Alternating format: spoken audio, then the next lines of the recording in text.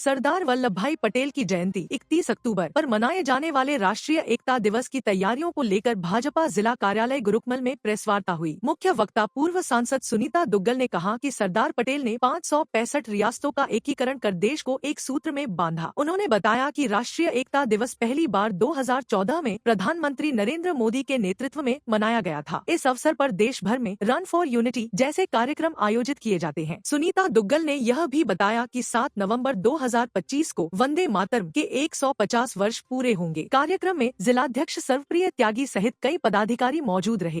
ले की बात करेंगे, वहाँ पर एक भारत श्रेष्ठ भारत और वहाँ पर वल्लभ भाई पटेल की मूर्ति कब लगाई जाएगी? देखिए, ऐसा है कि एक सबसे बड़ी मूर्ति जो पूरी दुनिया के अंदर सबसे बड़ी है, जो स्टैचू ऑफ लिबर्टी है, उससे भी डबल, वो आप लोगों को मालूम है केवड़िया में बनी है। आप गए हैं वहाँ पर, आपने दर्शन किए वहाँ के?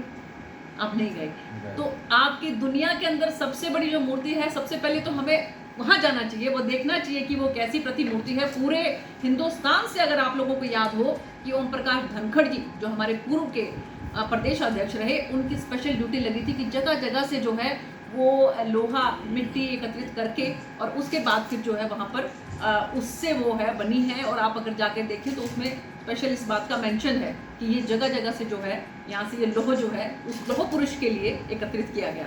तो बिल्कुल जो है बाकी जगह पर भी सभी करेंगे ऐसे। तो इसमें मुझे नहीं लगता कि ये कोई ऐसा सवाल है कि हमें, जब हमने दुनिया की सबसे बड़ी मूर्ति बना दी तो हम सबको जो है वहाँ पर ज़रूर जाना चाहिए। कार्यक्रम कब से कब तक चलेगा कुछ? हाँ जी, ये 31 अक्टूबर से लेकर और 6-7 दिसंबर तक चलेगा कार्यक्रम ये। और इसमें जगह जगह पर पूरे हिंदुस्तान के अंदर ही है रन फॉर यूनिटी और सेवा के कार्यक्रम और अलग अलग कार्यक्रम जो है इसमें रहेंगे और युवा जो है वो इसमें बढ़ चढ़ कर हिस्सा लेगा। रन फॉर फन का कार्यक्रम एक दिन चला जाता है इलेक्शन के लिए, वो प्रशासन चलाएगा या बीजेपी चलाएगा? देखिए, वो हमारे प्रथम उप प्रधानमंत्री थे, वो हमारे गृह मंत्री थे, तो इसमें सरकार और संगठन मिलजुल कर इस कार्यक्रम को करेंगे। तो एकता को प्रमोट करने की ज़्यादा जरूरत है। उन इलाकों के बारे में हमारे पत्रकार साथी ने सवाल किया है, क्या उन इलाकों में भी इस तरह की मूर्तियाँ भाजपा बनाई जा रही है? नहीं, आपको क्या लगा कि आपके साथी का सवाल मुझे समझ में नहीं आया कि आप उसकी व्याख्या कर रहे हैं? मुझे आपके साथी का सवाल समझ में आ गया था और उसके हिसाब से ही मैंने रिप्लाई किया कि जो इतनी बड़ी एक हमारी दुनिया की सबसे बड़ी जो मूर्ति बनी है, हमें सबसे पहले वहाँ जाना चाहिए, देखना चाहिए, उनके इतिहास के बारे में जानना चाहिए और हम सबको मिलकर जो है ये जन्म जयंती मनानी चाहिए। मैम, आप राजनीति का बड़ा अच्छा अनुभव रखते हैं, बिहार में चुनाव है नज़दीक, कैसे देख रहे हैं कि क्योंकि बार बार में से कहा जा रहा है कि वहाँ भाजपा इस समय कमज़ोर हो रही है? बिल्कुल कमज़ोर नहीं हो रही है। मुझे भी जिम्मेवारी मिली है, वहाँ पर पूरे बिहार के अंदर जो है वो प्रबुद्ध जन सम्मेलन करवाने का प्रभारी मुझे नियुक्त किया गया है और बहुत शानदार कार्यक्रम पटना में अमित भाई शाह जी का हम लोगों ने करवाया, हाजीपुर में हमारे राष्ट्रीय अध्यक्ष जगत प्रकाश नड्डा जी का करवाया। आने वाले समय में भी जो है सभी के बहुत ज़बरदस्त तरीके से वहाँ पर कार्यक्रम हो रहे हैं और एक अच्छा सामंजस्य देखने को आ रहा है। जैसे हाजीपुर की अगर मैं बात करूँ, आप लोगों को ध्यान होगा कि हाजीपुर जो है वहाँ पर जो रामविलास पासवान जी हैं, उनकी वो एक तरह से पुश्तैनी हम कह सकते हैं कि वो कॉन्स्टिट्यूएंसी है। और वहाँ पर जिस तरह का संगम देखने को मिला कि जो लोजपा के जो कैंडिडेट थे वो भी वहाँ पर उपस्थित थे, जो भाजपा के कैंडिडेट थे दूसरी विधानसभा से वो भी वहाँ पर उपस्थित थे और उन सबके प्रदेश अध्यक्ष वो भी सब वहाँ पर उपस्थित थे। तो बहुत अच्छा सामंजस्य जो है सभी जो अलायंस पार्टी है उनमें देखने में आ रहा है और आप मानकर चलिए कि 100% 14 तारीख को आप वहाँ पर देखेंगे कि भाजपा की जो अलायंस की सरकार वहाँ पर बनेगी। जी, अगर मैं आपको बताती हूँ कि जिस तरह से मेरा वहाँ से पटना से दिल्ली आना जैसे होता है, तो बीच में कई बार जो एयरलाइन के अंदर भी जो हमारे पास जो साथी महिलाएं बैठी होती हैं तो उनसे जनरल सवाल पूछते हैं बिना उनको ये पता लगे कि हम किसी पॉलिटिकल बैकग्राउंड से हैं। तो महिलाओं के अंदर इतना ज़बरदस्त जो है वो रुझान है। महिलाएं जो ये कहती हैं कि नीतीश कुमार जी के नेतृत्व में महिलाओं के लिए और प्रधानमंत्री जी के नेतृत्व में जो महिलाओं के लिए वहाँ काम हुए, तो महिलाएं जो हैं वो बहुत ज़बरदस्त तरीके से जो है मैंडेट देने के लिए तैयार बैठी हैं। क्योंकि सच में जो एक रिजर्वेशन वहाँ पर महिलाओं के लिए हुआ, उसकी वजह से उनको जगह जगह पर नौकरी मिली। आपको मालूम होगा 35% महिलाओं के लिए रिजर्वेशन है वहाँ पर। उसकी बदौलत जो उनको नौकरियाँ मिली, उनकी बदौलत जो उनके घर जो हैं वो सजे हैं, उनके घर जो है अच्छे तरीके से चलने लगे हैं। तो पूरी मुझे उम्मीद है कि वहाँ पर भाजपा की सरकार जो है वो एनडीए की सरकार, बल्कि मैं कहूँगी नीतीश कुमार जी के नेतृत्व में जो है वो जो चुनाव हम लड़ रहे हैं, तो ज़रूर एनडीए की सरकार वहाँ पर लास्ट क्वेश्चन सर दिखाई देती हूँ। और बहुत आपके देखिए कि इतना पवित्र ये त्यौहार है, और बिहार के लोग जिस शिद्दत के साथ, जिस मनोस्थिति के साथ इसको मनाते हैं, मैं आपको बयान नहीं कर सकती, क्योंकि आज का जो दिन है, कल से ये शुरू हुआ, और उसमें आज का जो दिन है, आज सारा दिन जो है वो उपवास में रहेंगे।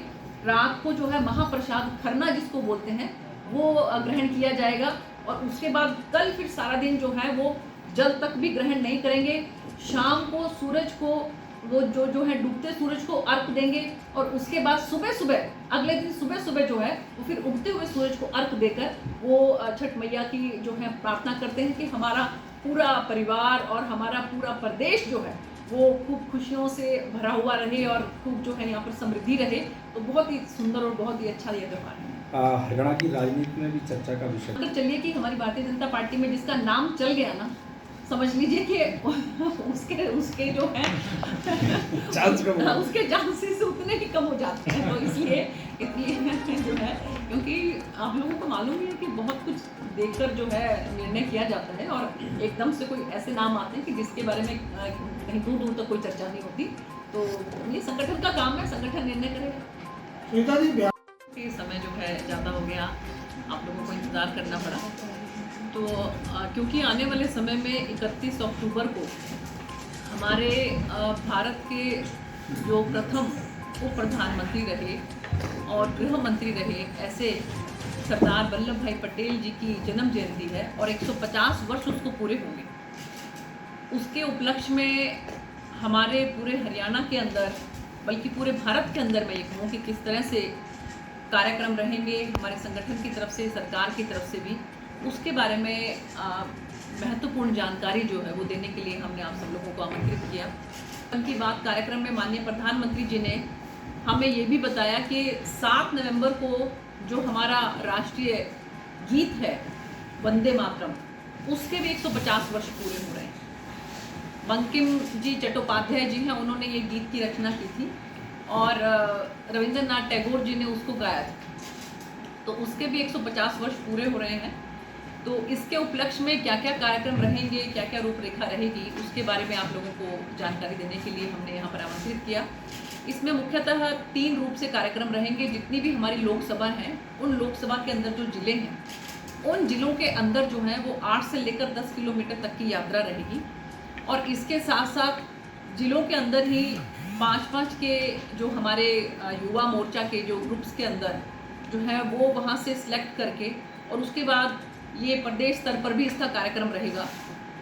और इसके साथ साथ एक राष्ट्रीय स्तर पर कार्यक्रम रहेगा कि उनकी जो जन्मस्थली है वहाँ से लेकर, और केवड़िया में जो उनका स्टैचू बनाया गया है, आप लोगों को मालूम ही होगा कि दुनिया का सबसे बड़ा स्टैचू, जो स्टैचू ऑफ यूनिटी है सरदार वल्लभ भाई पटेल जी का, वो 2018 के अंदर माननीय प्रधानमंत्री जी ने उसका लोकार्पण किया था। और हम 31 अक्टूबर को जो है वो राष्ट्रीय एकता दिवस मनाते हैं। 2014 में माननीय प्रधानमंत्री जी ने उसकी शुरुआत की थी, क्योंकि सरदार वल्लभ भाई पटेल जी जो हैं वो उन्होंने किस तरीके से हमारे देश को जोड़ा, वो साक्षात एकता की प्रतिमूर्ति है। आप लोगों को मालूम होगा कि 565 जो रियासतें थी, जो पहले एक राजाओं का वर्चस्व होता था, उनको कैसे जोड़कर और भारत को एक भारत श्रेष्ठ भारत जो है बनाने का काम सरदार वल्लभ भाई पटेल जी ने किया। और ये भी आपको मालूम होगा कि कुछ रियासतें तो ऐसी थी, जैसे जूनागढ़ है, हैदराबाद है, ट्रैवनकोर है, कि जिनको हमारे देश के आज़ादी के बाद उनको जो है वो इसमें शामिल किया गया। और इसमें उन्होंने बहुत प्यार से भी और हर तरीके से साम दाम दंड भेद सब कुछ उन्होंने अपनाते हुए जो है भारत को एक भारत सर्वश्रेष्ठ भारत जो है बनाने का काम किया। तो ऐसे महापुरुष जो हैं उनकी जन्म जयंती जो है बड़ी धूमधाम से मने, उसमें हमारा युवा मोर्चा जो है वो भी बढ़ चढ़कर हिस्सा लेगा, हमारा पूरा संगठन उसमें बढ़ चढ़कर हिस्सा लेगा, और जगह जगह पर रन फॉर यूनिटी के कार्यक्रम किए जाएंगे। जैसे 31 तारीख को फतेहाबाद में माननीय मुख्यमंत्री जी जो हैं वो रन फॉर यूनिटी का कार्यक्रम करेंगे, और इसी तरीके से पूरे हरियाणा में जगह जगह पर जो हमारे मुख्य अतिथि रहेंगे वो रन फॉर यूनिटी का कार्यक्रम जो है वो करेंगे। और हमारा देश जो है वो एकता के सूत्र में बंधकर और ज़्यादा सुदृढ़ हो, ये हमारी कोशिश रहेगी। हमारा राष्ट्र जो है वो विकसित राष्ट्र बने, ये हम सब लोगों की कोशिश होगी और हम सब मिलकर ही जो है अपने देश को सर्वश्रेष्ठ और अपने देश को विकसित भारत की ओर बढ़ा सकते हैं।